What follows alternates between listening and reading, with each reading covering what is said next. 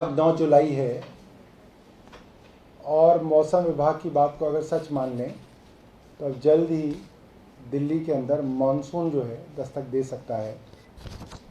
और जैसे ही मानसून दिल्ली के अंदर आएगा, आप सब लोगों की दिलचस्पी जल भराव पे रहेगी कि किन किन सड़कों पे दिल्ली में जल भराव हुआ। मैं आपके सामने कुछ डेटा रखना चाहता हूं और एक जानकारी रखना चाहता हूं कि जितनी भी इंटरनल रोड्स हैं, गलियां हैं, सड़कें हैं, चाहे वो गांव हों, अर्बनाइज्ड विलेज हों, कॉलोनियां हों, डीडीए फ्लैट्स हों, जनता फ्लैट्स हों, अनऑथराइज्ड कॉलोनीज हों, सभी कॉलोनियों के अंदर की सड़कें एमसीडी के पास हैं और उनके अंदर जो नालियां हैं और जो नाले हैं सभी एमसीडी के पास हैं। और एमसीडी की रिपोर्ट मेरे हाथ में है। ईस्ट दिल्ली म्युनिसिपल कॉरपोरेशन का कहना है कि इस साल उन्होंने 9,883 कुछ मेट्रिक टन सिल्ट गाद जो है अलग अलग नालियों से, कॉलोनियों की नालियों से इन्होंने निकाल दी। और साउथ दिल्ली म्युनिसिपल कॉरपोरेशन का कहना है कि इन्होंने 35,705 मेट्रिक टन सिल्ट जो है अलग अलग नालियों से निकाल दी। अब इसकी दो समस्याएं हैं। एक तो समस्या ये कि ये गाद नहीं निकाली गई। इसके दो बड़े सबूत हैं जो आप कहीं पे भी वेरीफाई कर सकते हैं। एक, आप किसी भी कॉलोनी के अंदर चले जाइए, सब कॉलोनियों के अंदर नालियां हैं। ग्रेटर कैलाश के अंदर हैं, ईस्ट ऑफ कैलाश के अंदर हैं, साउथ एक्स के अंदर हैं, गांव के अंदर नालियां हैं। आप उनसे पूछिए कि क्या उन्होंने एमसीडी के अधिकारियों को या एमसीडी के किसी वर्कर को इन नालों को खोलकर गाद निकालते हुए देखा है। आप सर्वे कर लीजिए। मैं आपको यहीं पे बैठ के दावे से बता सकता हूं 5% नालियों को भी इन्होंने खोल के भी नहीं देखा होगा। गाद निकालने की तो बहुत अलग बात है, 5% नालियों को इन्होंने खोल के नहीं देखा इस सीजन के अंदर। और ये कह रहे हैं कि एक साउथ एमसीडी ने 35,000 मेट्रिक टन गाद निकाल दी और दूसरी ईस्ट एमसीडी जो नॉर्थ एमसीडी है वो कह रही है हमने 9,883 मेट्रिक टन गाद निकाल दी। एक सबूत तो ये है। और दूसरा सबूत, जिस दिन बरसात होगी उस दिन आपके सामने आ जाएगा। सभी कॉलोनियों के अंदर आप जाके देखिएगा, वहां पानी भरेगा, क्योंकि नालियां जो होंगी और जो नाले होंगे उन कॉलोनियों के वो भरे हुए होंगे, ऑलरेडी भरे हुए होंगे। मिट्टी और सिल्ट से वो आज ही भरे हुए हैं। तो जब वो बरसात आएगी तो वो पानी जो है वो ओवरफ्लो होगा और ओवरफ्लो होके मेन रोड्स पे पहुंचेगा। तो ये दो चीजें। तीसरी बड़ी बात यह है दोस्तों, 35,000 मेट्रिक टन सिल्ट निकालने के लिए आप सोचिए दक्षिण दिल्ली नगर निगम ने कितने करोड़ की पेमेंट ठेकेदारों को की होगी। और वो कितने करोड़ की जो पेमेंट है, जो मोटे तौर पे मुझे बताया जा रहा है 30-40 करोड़ की पेमेंट होगी, वो 30-40 करोड़ की पेमेंट क्यों की गई होगी? क्योंकि काम तो कुछ हुआ नहीं है और इतने करोड़ की पेमेंट जो है वो की गई।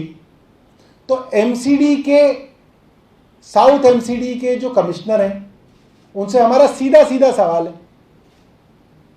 ज्ञानेश भारती हैं, वो आए जरा, निकले सड़क पे, हमें बताएं कि कौन से गांव में कौन सी कॉलोनी के अंदर हमें आना है। हम आते हैं, चलते हैं, देखते हैं उनकी कॉलोनी में कहां पे गाद निकाली गई है 35,000 मेट्रिक टन। सिर्फ और सिर्फ अफसरों और नेताओं की मिली भगत में यह करोड़ों रुपए की लूट की गई है। ठेकेदारों को पेमेंट की गई है और वो पेमेंट फिर बांटी गई है। हम दावे के साथ कह सकते हैं कि सारा का सारा पैसा जो है लूटा गया है। कोई गाद निकालने का काम, जितने लोग इस प्रेस कॉन्फ्रेंस को सुनेंगे, जिस भी माध्यम से सुनेंगे, वो लोग इस बात को दिल में जानते होंगे कि ये बात बिल्कुल सच है कि कहीं पे भी गाद निकालने का काम आपने अगर देखा होगा तो आपने सिर्फ मेन रोड्स का जरूर देखा होगा कि जो पीडब्ल्यूडी की सड़कें, जो दिल्ली सरकार के अधीन सड़कें, वहां आपने जरूर देखा होगा पिछले 1.5-2 महीने के अंदर मेन रोड्स को खोल के गाद निकाली गई है, सड़क के किनारे वो रखी है, कुछ जगह वो उठाई गई होगी, कुछ जगह हो सकता है वो अभी भी रखी गई हो, मगर गाद निकालने का काम हुआ है। और एमसीडी की सड़कों पे और नालियों पे गाद निकालने का काम नहीं हुआ। जल भराव की समस्या 1 हफ्ते बाद देखेंगे और करोड़ों रुपए की पेमेंट जो है ठेकेदारों को कर दी जाएगी और वो पैसा मिल बांट के खा लिया जाएगा। बहुत बहुत धन्यवाद। ये जो कागज है इन 2 एमसीडीज के, ये हम आपको व्हाट्सएप पे आपके साथ शेयर कर देंगे। अगर आपके पास कोई सवाल है तो आप पूछ सकते हैं। धन्यवाद। बीजेपी ने आज पानी के मुद्दे पर ट्वीट करके बोला है कि अगर दिल्ली में 48 घंटे के अंदर पानी नहीं मिलता है तो सत्येंद्र जैन के घर का पानी का कनेक्शन बीजेपी के कार्यकर्ता काटेंगे।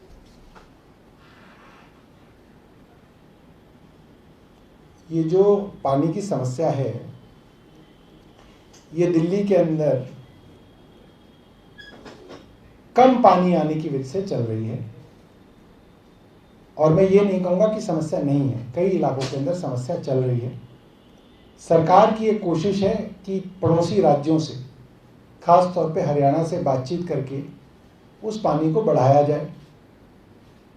कम पानी आने की वजह से वाटर ट्रीटमेंट प्लांट्स के अंदर जो पानी प्रोसेस होकर निकलता है वो कम निकल रहा है, जिस कारण जो है पानी की जल आपूर्ति जो है वो कम हो रही है। ऐसा नहीं है कि कोई फॉल्ट हो गया है या सत्येंद्र जैन साहब ने कहीं पे किसी का पानी की पाइप को जो है वो बंद कर दिया है जिस कारण किसी को जो है रोक दिया गया है पानी, ऐसा नहीं है। पीछे से पानी कम आ रहा है। तो मैं बीजेपी के मित्रों से ये भी कहूँगा कि कोशिश करके थोड़ा हरियाणा से भी बातचीत करके अगर हम पानी बढ़ा लें तो इसके अंदर पूरी दिल्ली की जो है समस्या को जो है हल करने में आसानी होगी। बाकी सरकार अपने लेवल पे जो है इसके अंदर काम कर रही है। सौरभ, बीजेपी आप लोगों ने जो गुजरात में पोस्टर्स लगाए हैं उसको लेकर भी वो सवाल उठा रहे हैं और कह रहे हैं कि आपने दिल्ली की जनता का जो रेवेन्यू का पैसा है या टैक्स का पैसा है वो आप गुजरात में प्रचार में लगा रहे हैं। नहीं, देखिए मेरे को तो इसके बारे में कोई जानकारी नहीं है, मगर एक जानकारी मुझे है कि आप जिस भी दिल्ली की सड़क पे निकल जाओ, योगी आदित्यनाथ की फोटो आपको हर जगह दिखेगी, हर बस स्टैंड पे। पिछली दिवाली से पहले से मैं आपको बात बता रहा हूँ, अभी की बात नहीं बता रहा, जब से उन्होंने दिवाली पे कोई कार्यक्रम अयोध्या में किया था, वाराणसी में किया था, तब से लेकर अब तक मैं पूरी जिम्मेदारी से आपको बता रहा हूँ, उत्तर प्रदेश सरकार के होर्डिंग्स हर बस स्टैंड पे लगे हुए हैं, लगभग हर बस स्टैंड पे। उत्तर प्रदेश सरकार महिलाओं को बचा रही है, उसका होर्डिंग भी वो दिल्ली में लगाती है।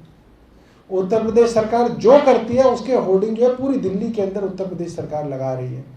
यहां तक कि कोरोना से जब लाखों लोगों को मार डाला उत्तर प्रदेश में, उसकी वाहवाही भी दिल्ली में होर्डिंग लगा के वो लूट रहे हैं। मुझे लगता है कि भाजपा को इसके बारे में सोचना चाहिए।